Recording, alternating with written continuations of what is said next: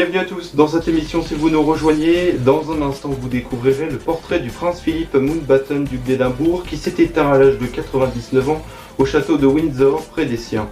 On le savait affaibli depuis quelques années, mais on retiendra de cet homme de caractère et d'ambition l'empreinte qu'il aura laissée au Royaume-Uni avec un record de longévité. Le prince Philippe, un homme d'ombre mais dévoué, c'est le sujet de ce grand format. Né le 10 juin 1921, sur l'île de Corfou en Grèce, Philippe Mountbatten est issu de la famille royale grecque. Son père était le prince André de Grèce, sa mère, la princesse Alice de Battenberg. Après un coup d'État en 1922, son père est banni de Grèce par un tribunal révolutionnaire. Un navire de guerre britannique, envoyé par son cousin le roi George V, recueille la famille en France. Il est le plus jeune et l'unique garçon de la famille entouré de 4 sœurs.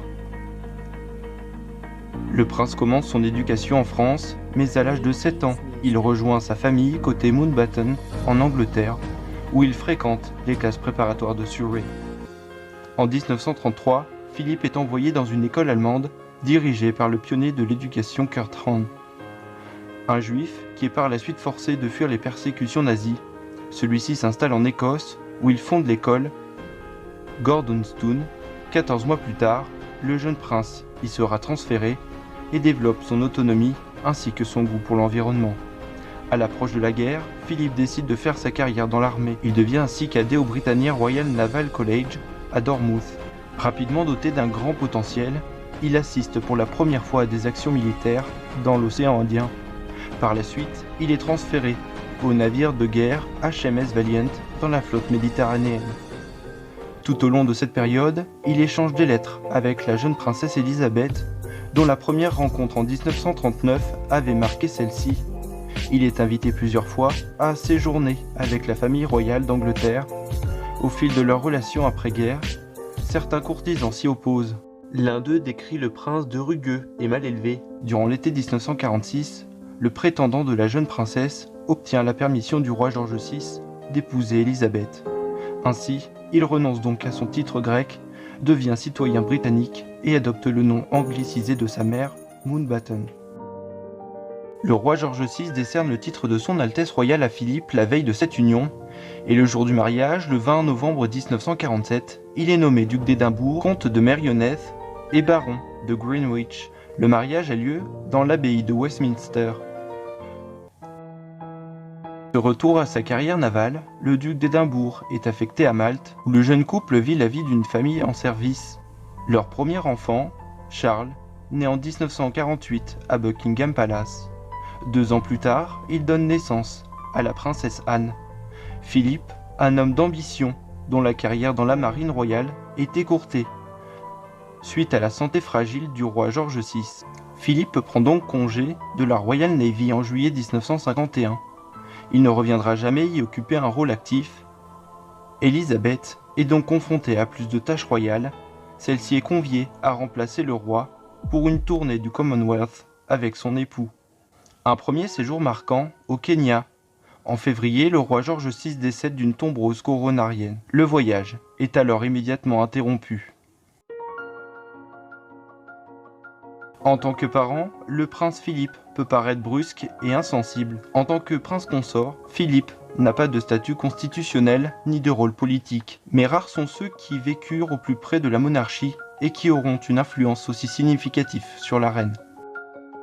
Le prince Philippe montre un intérêt particulier pour le bien-être des jeunes. Il lance le prix du duc d'Édimbourg en 1956 avec beaucoup de succès. Tout au long de sa vie, le duc consacre beaucoup de temps à ce programme, assistant à diverses fonctions en s'impliquant dans la gestion quotidienne. Passionné défenseur de la faune et de l'environnement, il est honoré par ses engagements. Un homme de caractère parfois vivement critiqué dans certains milieux, il était vu par d'autres comme quelqu'un qui vivait sa vie en refusant de se cacher derrière le politiquement correct. En effet, beaucoup considéraient ses soi-disant gaffes comme sa façon à lui de détendre l'atmosphère et de mettre les gens à l'aise. Un homme passionné également de sport, il pratique la voile, joue au cricket et au polo. Il préside la Fédération équestre internationale pendant de nombreuses années. Le duc d'Édimbourg, en proie de nombreuses rumeurs, Il aurait poussé son fils Charles à se marier avec Diana Spencer. Des lettres entre le duc et la princesse ont été publiées en 2007 afin de réfuter les affirmations selon lesquelles il aurait été hostile à sa belle-fille. Celle-ci démontre que Philippe a beaucoup soutenu Diana. Le père du dernier compagnon de Lady Di laissait entendre que celle-ci avait été assassinée sur ordre du prince Philippe, une piste rejetée par l'enquête.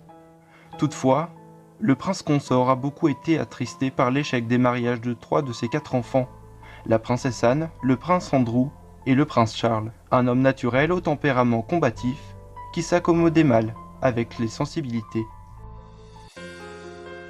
En août 2017, âgé de 96 ans, après avoir soutenu la reine pendant plusieurs décennies et participé aux événements organisés par ses propres organisations caritatives, il se retire de ses fonctions publiques après avoir accompli plus de 22 000 engagements en solo depuis 1952. Salué et remercié, le couple royal célébrait son 70e anniversaire de mariage en novembre de la même année. Depuis, son état de santé s'était dégradé après plusieurs hospitalisations.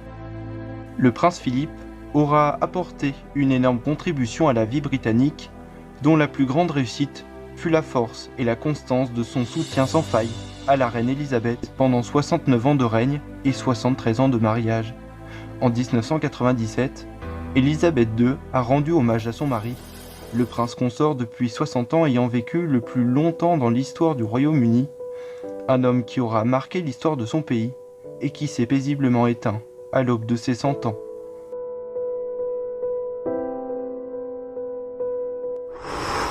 Ainsi va la vie, merci de votre fidélité à suivre le journal ce week-end présenté par David May. Prenez bien soin de vous, c'est le plus important. À très vite, ciao.